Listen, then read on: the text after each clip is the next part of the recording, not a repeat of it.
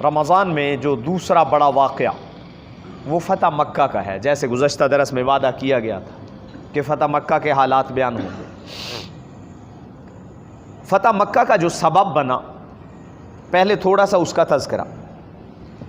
6 ہجری میں اللہ کے نبی صلی اللہ علیہ وسلم 1400 صحابہ کو لے کے گئے تھے عمرہ کرنے کے لیے. کافروں نے کرنے نہیں دیا، حدیبیہ کے پاس ہی روک دیا، جس کو آج کل شمیسیہ کہتے ہیں. وہاں پہ رک گئے. وہاں پہ پھر صلح ہوئی، بڑی مشہور صلح حدیبیہ. وہ بیان کرنے کا موقع نہیں ہے، صرف اس کا تذکرہ یہ کرنا ہے کہ شرائط کیسی تھی.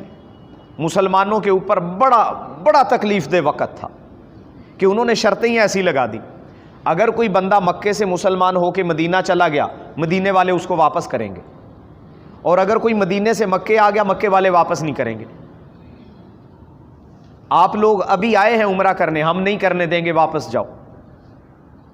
400 کلومیٹر کا فاصلہ طے کر کے آئے، سامنے حرم ہے، حدود حرم پہ پہنچ گئے، نہیں جانے دیا کافروں نے، واپس جانا پڑے گا. اگلے سال آئیں، اور اگلے سال بھی صرف 3 دن رہنے کی اجازت دیں گے ہم آپ کو، اسلحہ بھی نہیں لے کے آنا. کیسی شرطیں تھیں. پھر جب صلح نامہ لکھا جانے لگا، سیدنا علی رضی اللہ تعالیٰ عنہ لکھنے لگے. اس پہ لکھا بسم اللہ الرحمن الرحیم من محمد الرسول اللہ، اللہ کے رسول محمد کی طرف سے. انہوں نے پھر اعتراض کر دیا، رحمان اور رحیم کو ہم تو نہیں جانتے، بسم اللہ الرحمن الرحیم مٹائیں. اللہ کے نبی نے سیدنا علی سے کہا مٹا دو. انہوں نے مٹا دیا. کیا لکھوں؟ بسمک اللہم، یہ لکھ دیا. جاہلیت والے یہ لکھا کرتے. اللہ کے نبی نے یہ بھی انہی کی بات مانی. پھر من محمد الرسول اللہ، سہیل بن عمرو کہنے لگا جھگڑا تو اسی بات کا ہے، ہم تو اللہ کا رسول مانتے ہی نہیں ہیں آپ کو، یہ بھی مٹاؤ. من محمد ابن عبداللہ لکھے. اللہ کے نبی نے سیدنا علی رضی اللہ تعالیٰ عنہ سے کہا مٹا دو. سیدنا علی کہنے لگے جی یہ مجھ سے نہیں ہو سکتا، آپ کا نام میں نہیں مٹا سکتا. عشق تھا نا، محبت تھی. اللہ کے نبی صلی اللہ علیہ وسلم خود تو امی تھے نا، لکھنا پڑھنا نہیں جانتے تھے، اس لیے اللہ کے نبی نے کہا اچھا مجھے بتاؤ کہاں لکھا ہوا ہے، میں خود مٹاؤں گا. اللہ کے نبی نے خود اپنے ہاتھ سے پھر مٹایا. تو مسلمانوں کے دل کتنے دکھے ہوئے تھے ان باتوں. اسی وجہ سے تو حضرت عمر نے کہا کیا ہم حق پہ نہیں ہیں؟ کیوں نہیں ہیں، ہم حق پہ. کیا وہ جھوٹ پہ نہیں ہے؟ بالکل جھوٹ پہ ہے. پھر ہم اتنے دب کے کیوں صلح کر رہے ہیں؟ کیا آپ نے وعدہ نہیں کیا تھا کہ ہم عمرہ کریں گے؟ اللہ کے نبی نے کہا ہاں کیا تھا. اب بھی وعدہ ہے. کیا میں نے یہ کہا تھا اسی سال کریں گے؟ اس پہ حضرت عمر چپ ہو گئے. پھر یہی باتیں حضرت صدیق اکبر سے کی، ہم حق پہ نہیں. حضرت صدیق اکبر نے کہا کیوں نہیں، حق پہ. کیا وہ باطل پہ نہیں ہے؟ بالکل باطل پہ. کیا اللہ کے نبی سچے رسول نہیں ہے؟ بالکل ہے. کیا اللہ کے نبی نے یہ نہیں کہا تھا کہ اس سال ہم عمرہ کریں گے؟ حضرت ابو بکر کہنے لگے اللہ کے نبی نے کیا یہ کہا تھا اسی سال کریں گے؟ تو حضرت عمر نے کہا جب یہ ساری باتیں ہیں تو اتنا دب کے ہم صلح کیوں کریں؟ حضرت سیدنا صدیق اکبر نے کہا عمر وہ اللہ کے نبی ہیں، وہ اللہ کے نبی ہیں. پھر حضرت عمر کو افسوس ہوا، اوہو یہ میں نے کیا کر دیا، وہ تو اللہ کے نبی ہیں اور میں نبی سے جھگڑ رہا ہوں. لیکن اس کا اثر مسلمانوں پہ یہ ہوا کہ اتنا دب کے صلح کر رہے ہیں. اللہ کے نبی نے کہا یار ایسا ہے اب آگے تو جا نہیں سکتے، احرام سے حلال تو ہونا ہے، لہٰذا اپنے بال منڈوا دو اور دم دے دو. صحابہ کوئی بھی نہیں اٹھے، کیونکہ جب اتنا دل دکھا ہوا ہو پھر دل ہی نہیں کرتا کہ اتنی باتیں تو ہم نے مان لی، اب بغیر عمرے کے ہم احرام کھول دیں. کوئی بھی نہیں اٹھا. اللہ کے نبی کو صدمہ ہوا، تھوڑا غصہ بھی آیا. حضرت ام سلمہ رضی اللہ تعالی عنہ اس سفر میں ساتھ تھی. ان کو کہا دیکھو یہ لوگ میری بات نہیں مان رہے. حضرت ام سلمہ رضی اللہ تعالی عنہ نے کہا نہیں آپ کے دوست ایسے نہیں ہیں، آپ کے صحابہ ایسے نہیں ہیں کہ آپ کی بات نہ مانیں، ان کا دل دکھا ہوا ہے، آپ ان کے سامنے اپنا سر منڈوا دیں پھر دیکھیں معاملہ. اللہ کے نبی صلی اللہ علیہ وسلم نے کچھ نہیں کہا، جا کے اپنا سر منڈوا دیا. یہ دیکھتے ہی سارے صحابہ سر منڈوانے لگ گئے. حضرت ام سلمہ نے کہا آپ کے صحابہ آپ کی نافرمانی نہیں کرتے، آپ کی بات مانتے ہیں، کیونکہ وہ صحابہ تھے. کبھی کوئی کام کرتے نا وہ ان سے پوچھتے کیوں کیا ہے، تو کیا جواب ہوتا تھا صحابہ کا؟ میرے نبی کی سنت ہے. اور ہم کسی کو کہیں نا یار یہ کرو یہ سنت ہے، پتہ ہے کیا جواب ملتا ہے؟ کیوں جی یہ تو سنت ہے. یعنی صحابہ کرتے تھے سنت سمجھ کے اور ہم چھوڑتے ہیں سنت سمجھ کے. کتنا فرق ہے ہم میں اور صحابہ میں، بالکل الٹ. لہٰذا حالات بھی الٹ ہیں. صحابہ جیسے حالات چاہیے تو عادتیں، اعمال، عقائد، نظریات، سوچیں، عشق بھی ویسا ہونا چاہیے، جذبہ بھی ویسا ہونا چاہیے. اللہ ہم سب کو نصیب کرے. یہ تو تھوڑا سا پس منظر. اس میں جو شرطیں طے ہوئی نا ان میں ایک شک یہ تھی کہ 10 سال تک جنگ نہیں ہوگی آپس میں. اللہ کے نبی کی کتنی بڑی کامیابی تھی. حالانکہ اس سے پہلے بدر کا مارکا ہوا، احد ہوا، احد میں تو مدینے پہ چڑھائی کر دی انہوں نے، خندق ہوا، خیبر ہوا، اور کتنے معاملات ہوئے، کتنے زیادہ، کتنی باتیں. وہ ابھی بھی چڑھائیاں کرنے کے لیے تیار تھے. خندق میں پتہ ہے کتنا لشکر تھا کافروں کا؟ کسی کو پتہ ہے؟ جنگ خندق میں مسلمانوں کے خلاف کافروں کا کتنا لشکر آیا تھا اور مسلمانوں کی تعداد کتنی تھی؟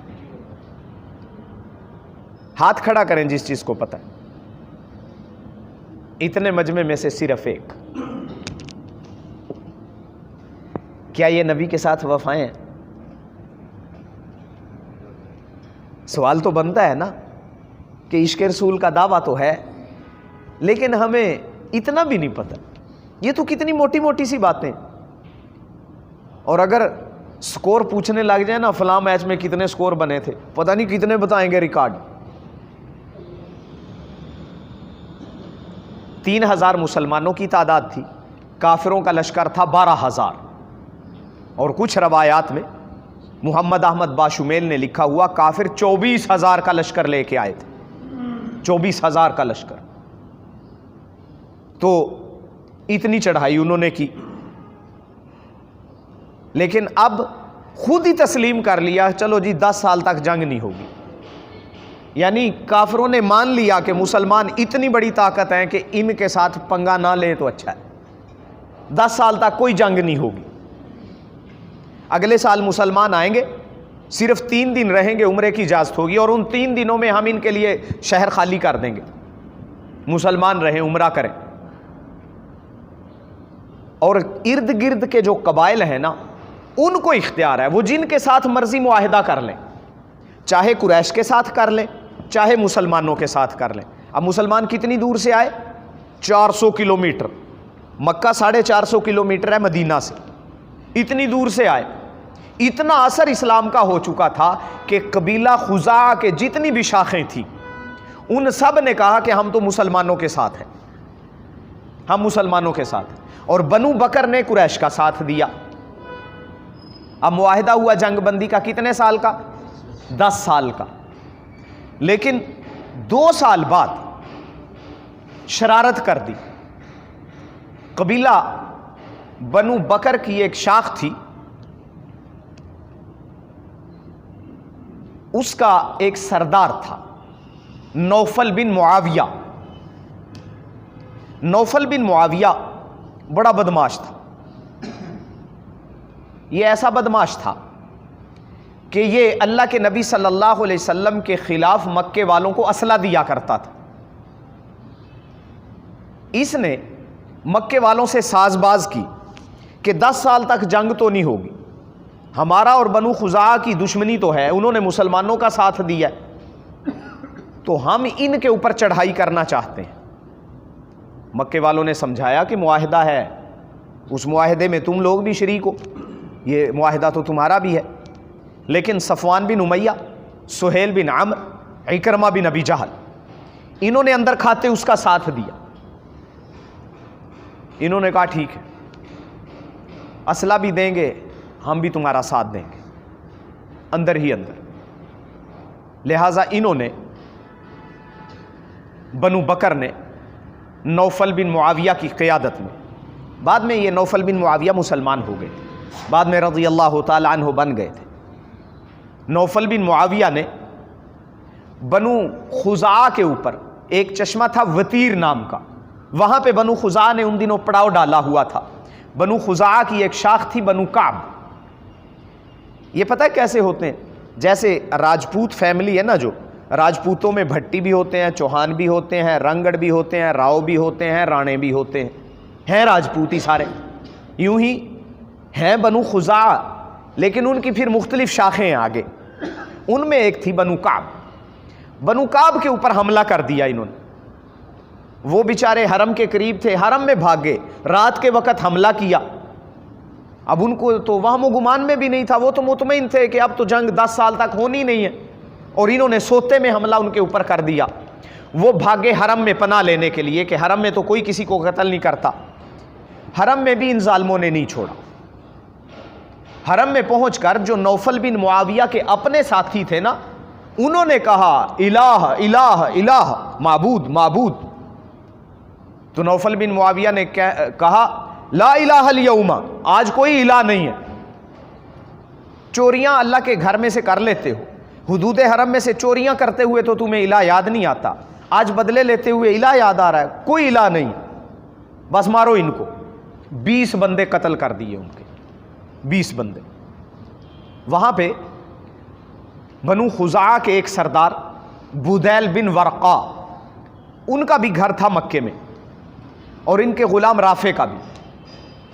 تو بنو خزاعہ نے اس کے گھر میں جا کے پناہ لی، پھر جان بچی۔ تو یہ مکے والے بھی ساتھ تھے، یہ جن کے نام لیے، کون کون سے؟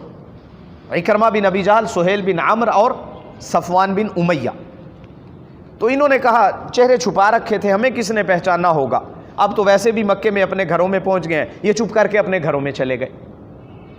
لیکن بنو خزاعہ والوں نے پہچان تو لیا۔ بنو خزاعہ والے، بدیل بن ورقا گیا، پھر 40 آدمیوں کو لے کر عمر بن سالم خزاعی گیا اللہ کے نبی صلی اللہ علیہ وسلم کے پاس۔ ادھر یہ واقعہ پیش آیا رات کو، اللہ کے نبی صلی اللہ علیہ وسلم نے صبح صبح سیدہ عائشہ کو بتایا، عائشہ رات بنو خزاعہ والوں کے ساتھ ظلم ہو گیا، بنو خزاعہ پہ ظلم ہو گیا، بنو بکر نے کر دیا اور قریشیوں نے کیا ہے۔ سیدہ عائشہ نے کہا قریش ابھی بھی سمجھے نہیں ہے، ابھی بھی ان کو عقل نہیں آئی، جنگوں نے تو تباہ کر کے رکھ دیا ہے، پھر بھی یہ باز نہیں آ رہے اپنی شرارتوں سے۔ اللہ کے نبی نے کہا بس ایسا ہو گیا۔ پھر حضرت ام سلمہ رضی اللہ تعالیٰ عنہ بیان کرتی کہ اللہ کے نبی میرے پاس تھے گھر میں، پھر آپ اٹھے وضو کرنے لگے اور آپ کہنے لگے لبیک لبیک، میں حاضر ہوں میں حاضر ہوں، اگر میں تمہاری مدد نہ کروں، اللہ کرے میری بھی مدد نہ ہو، پھر کبھی میں ضرور تمہاری مدد کے لیے آؤں گا، جیسے کسی سے باتیں کر رہے ہو۔ حضرت ام سلمہ نے کہا کہ آپ کس سے باتیں کر رہے ہیں؟ اللہ کے نبی نے کہا مجھے ابھی خبر دی گئی ہے کہ خزاعہ والوں کے ساتھ ظلم ہو گیا ہے اور قریش بھی شریک ہے اس میں۔ تو چنانچہ آپ علیہ الصلوۃ والسلام نے، چونکہ انہوں نے معاہدے کی خلاف ورزی کی تھی، لہٰذا اس سلسلے میں پھر آپ علیہ الصلوۃ والسلام نے چڑھائی کی تھی مکے کے اوپر 8 ہجری۔ سبب یہ بنا تھا واقعہ۔